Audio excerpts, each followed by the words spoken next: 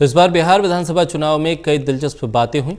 क्या ये कम मजेदार तथ्य है कि विचारधारा के दो विरोधी ध्रुवों पर खड़े बीजेपी और वामपंथी पार्टियों के ही स्ट्राइक रेट बढ़े हैं।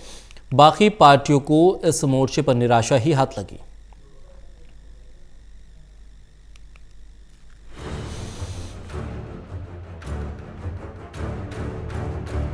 बिहार विधानसभा का ये चुनाव बेहद दिलचस्प रहा।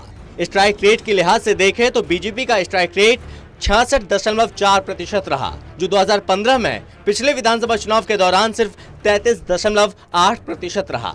वहीं वाम दलों ने 2015 के बिहार विधानसभा चुनाव में मात्र 1.3% के स्ट्राइक रेट से सफलता पाई थी, जबकि इस बार उसका स्ट्राइक रेट बढ़कर 55.2% पर पहुंच गया।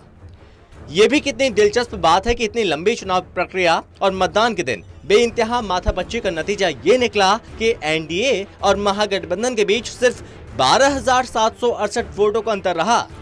2020 के बिहार विधानसभा चुनाव में 1,57,01,226 मतदाताओं ने एनडीए को पसंद किया, जबकि महागठबंधन के खाते में 1,56,88,458 वोट आए।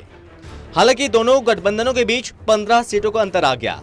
एनडीए ने 125 सीटें लेकर सत्ता के लिए जरूरी 122 सीटों का जादुई आंकड़ा पार कर लिया, जबकि 110 सीटें हासिल कर महागठबंधन सिर्फ 12 सीटों से पिछड़ गया। इस तरह बिहार के सिर्फ 12,768 मतदाताओं ने तेजस्वी यादव को अगला मुख्यमंत्री बनने से रोक दिया।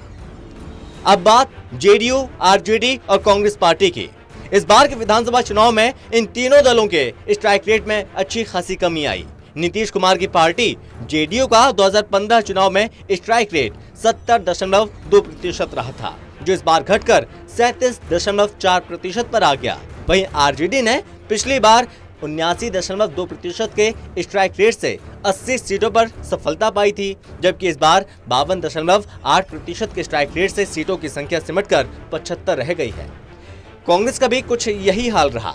उसने 2015 के चुनाव में 65.9% का स्ट्राइक रेट हासिल किया था, जो इस बार घटकर 27.1% रह गया। अगर 2015 के मुकाबले 2020 के बिहार विधानसभा चुनाव में पार्टी दर पार्टी स्ट्राइक रेट में आए अंतर की बात करें तो इस बार मोर्चे पर वाम दल टॉप पर है। वाम दलों ने इस बार के विधानसभा चुनाव में अपना स्ट्राइक रेट 50.9% बढ़ाया है। वहीं कांग्रेस स्ट्राइक रेट में गिरावट के मामले में अव्वल रही। उसका स्ट्राइक रेट पिछले चुनाव के मुकाबले 38.8% कम रहा। उसके बाद जेडीयू का स्ट्राइक रेट 32.8% और आरजेडी का 26.4% गिरा। बीजेपी ने पिछले चुनाव के मुकाबले इस बार अपना स्ट्राइक रेट 32.6% तक बढ़ा लिया।